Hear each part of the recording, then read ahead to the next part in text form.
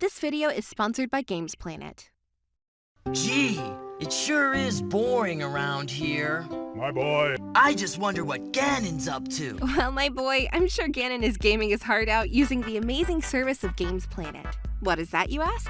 Well, Gamesplanet is an official distributor of the industry's biggest publishers and their biggest PC games. From Bandai Namco, Sega, PlayStation, Capcom. If you want to play all the latest and greatest that PC gaming has to offer, then Gamesplanet is the perfect choice for you and your friends. The best part about it, other than saving a crap ton of money on these great deals, is the fact that each official key you purchase from Gamesplanet can be refunded at any time with no trouble at all, should there happen to be an issue or problem with the game you have purchased. That's super awesome! So long as your game doesn't end up being like Big Rig's, you are winner, then you're totally set.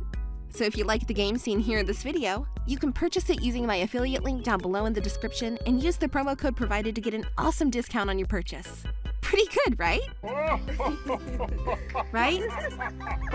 Guys! Thank you. So what are you waiting for?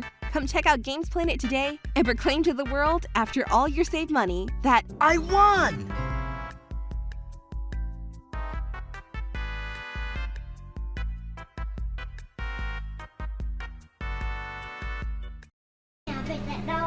No. Can I pet that dog? No, he's Can I sleeping. pet that dog?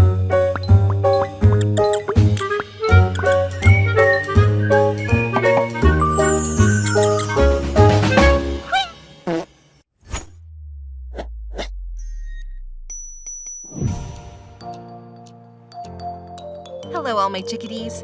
Game and Chick is back once again with another review.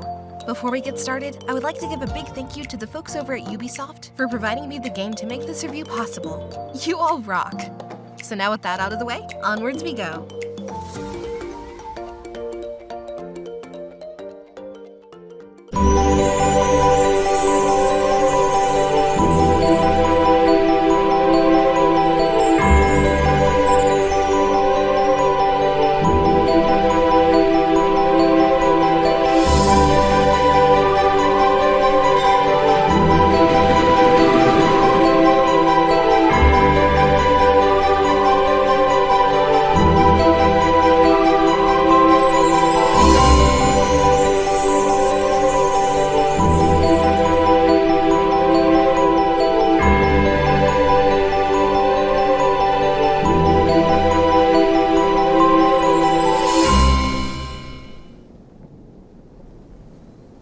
Avatar Frontiers of Pandora is the latest open-world adventure to hit the market, and it is developed by Massive Entertainment and published by Ubisoft. With the Avatar movie series being one of the most financially successful properties in quite some time, Ubisoft decided that it was time to give this franchise an open-world game so that gamers new and old will finally be able to explore the beautiful world of Pandora. But is it a case of being a little too late, or does it end up being the experience Avatar fans have always been looking for a la Hogwarts Legacy? Only one way to find out, so let's go! Story. Abducted by the human militaristic corporation known as the RDA, you and Na'vi were trained and molded to serve their purpose. 15 years later, you are free, but find yourself a stranger in your own birthplace. Reconnect with your lost heritage, discover what it truly means to be Na'vi, and join other clans to protect Pandora from the RDA. Gameplay. The Avatar series has been a very polarizing franchise to say the least. On the one hand, you have people that absolutely love the movies and have a great time, which is understandable. They're fun sci-fi fantasy movies. But on the other hand, you have the people who swear to the ends of the earth that they are the biggest abomination on the face of the earth, even more so than Kristen Stewart's role in Twilight. What am I? Say it out loud.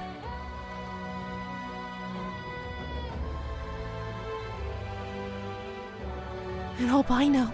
While I do not agree with that sentiment, I do however agree that the movies aren't perfect and tend to feel a little too close to Fern Gully: The Last Rainforest and Smurf Time Adventure-like.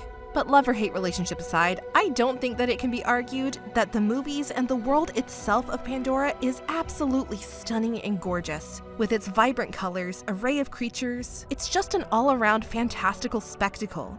The same holds true here for the world in Frontiers of Pandora, as you journey through this world in a first-person perspective and take on the enemy RDA in similar fashion to what you will find in a Far Cry game.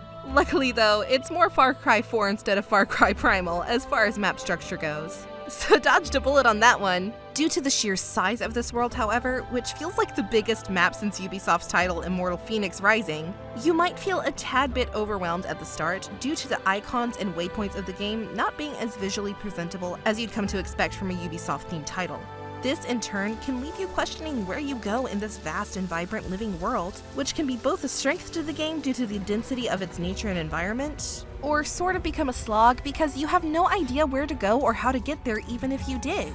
Basically, it's like going to sleep super early the night after you're dead tired, then waking up and forgetting what day it is, then feeling like you have to pee, so you trudge around the room and the hallway in the dark, half awake, trying to find a light switch. Yes, that's how it feels sometimes when navigating this world when certain aspects don't work. But when they do work, the adventure you will have is one of grandeur. Taking place along the film's timeline, with name drops of Jake Sully himself being thrown around here and there, your story starts and unfolds as you play as and interact with a group of young Na'vi who were taken captive as children and raised under the watchful and destructive eye of the RDA, until the events of the first movie take place with Jake Sully with the Na'vi starting up an uprising against the human invaders. Man, the RDA is so inept. I know Na'vi have the advantage of knowing the land and whatnot, but good lord, you've got planes and bombers and mechs, and you still lost? Heck, even the drunk little ragdoll humans from the Human Fall Flat game would have put up a better fight than the RDA. But moving on, as this young group of Na'vi, you will journey across the lands searching far and wide. No, not in the Pokemon sense, but in order to break free from your RDA brainwashing and reconnect with your ancestral roots and the natural order of the world.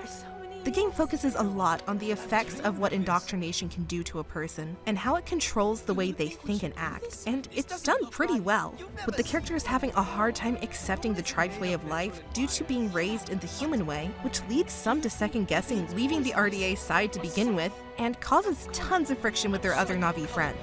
As you journey to find the truth about your character and the wonders of Pandora, you navigate yourself through lush jungles, open plains, and deep caves that hold the secret to the many secrets of Pandora's plant and animal life, in which some of these animals are very bad friends, and it made me feel awful for killing them.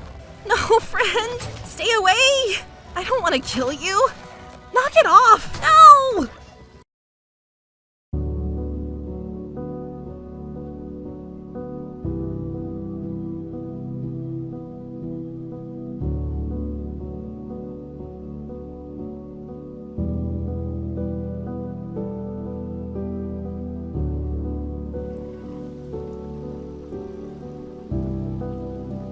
I'm sorry, little one.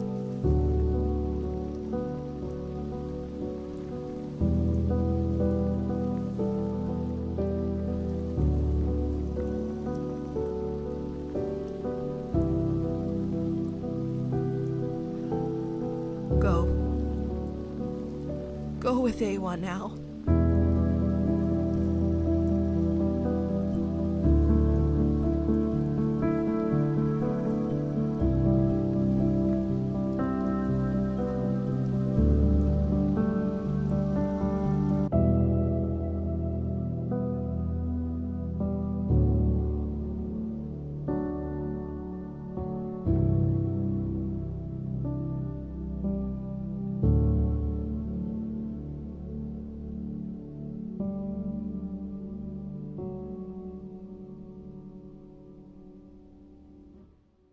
As you push back your self-made depression and progress through the game's story, in order to fight the tech lead RDA, you will enhance your character's abilities and equipment, and get a further advantage by mastering your Na'vi and using the game's environment to your advantage.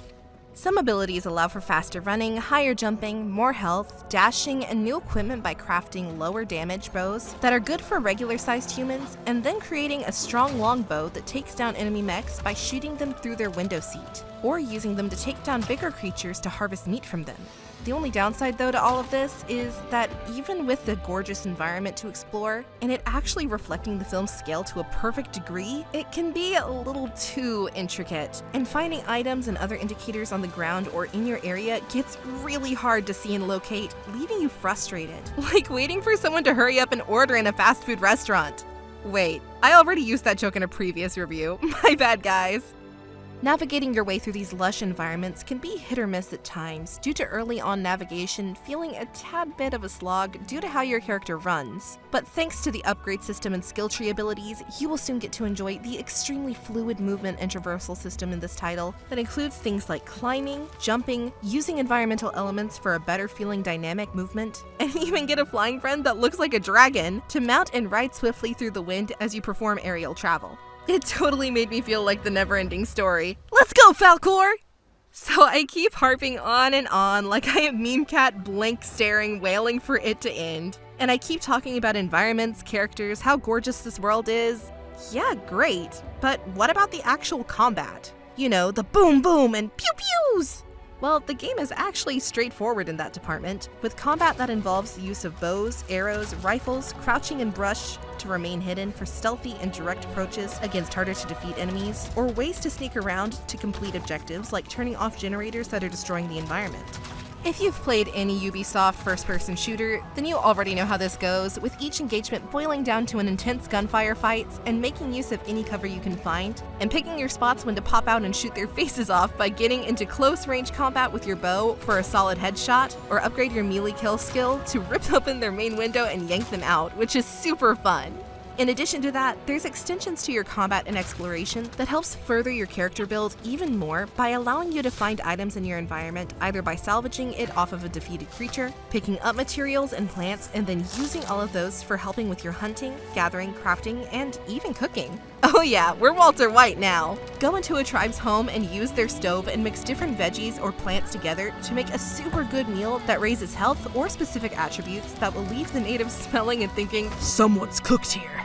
You're definitely encouraged to explore and gather to a large degree, that's for sure. But because of that focus, it might come off as a tad bit tedious spending hours gathering. But it's not because you have to, but it's more so that you get addicted to the grind of it that you just randomly find yourself doing it out of habit. Losing myself to picking up stuff all over the place definitely was a habit for me for sure, mostly because my favorite weapon to use was the bow. And in order to keep myself fully stocked on arrows, I needed a specific plant in order to create myself a bundle to keep in my quiver. And this began my journey to spend like an hour finding these specific plants to completely max out my arrow count. In addition to the crafting, exploration, and gathering, and aside from combat, you also have a second mechanic that can sort of slow the game's pace down to a snail's crawl if I'm going to be honest, some of which can actually make you roll your eyes and yawn as you move outside of your own core enjoyment. These have to do with managing your own power-based systems, investigating specific scenes that take forever that has you follow the scent of a character around and look for their footprints,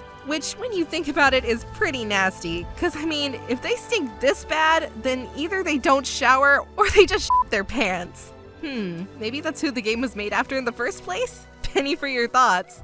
But even that's not the only hindrance to your experience, as you also have the different currencies and relationships to expand on that adds a bit of complexity on top of some annoyance. This is because each operate on their own scale, meaning different currency for each that doesn't carry over to the next, and different bond levels that you must abide by in order to raise your level with them and partake in some rather underwhelming side missions. However, should you have a buddy to play with, then you can negate some of the tedium by playing co-op mode. Oh yeah, this game has some co-op, and it improves the user experience by a lot, because no longer are you alone in this huge vibrant world, but you now have a buddy to fly with, run with, climb with, and explore new things at whatever pace or hijinks you guys want to get into. Definitely one of the better highlights in this title, that's for sure.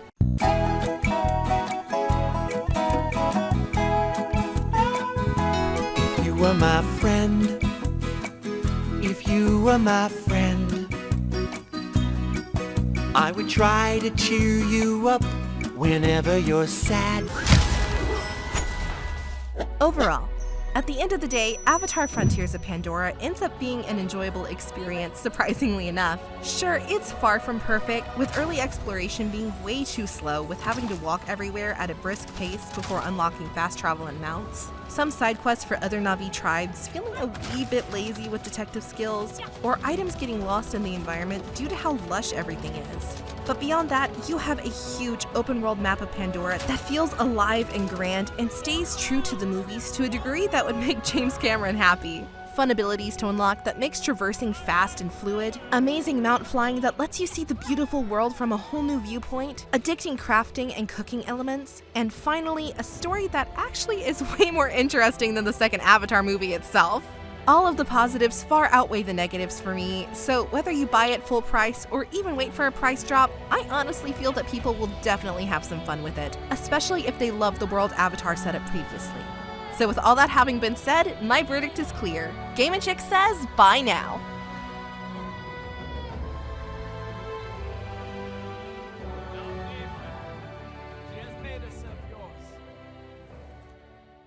I see you. I see you. You can't see me!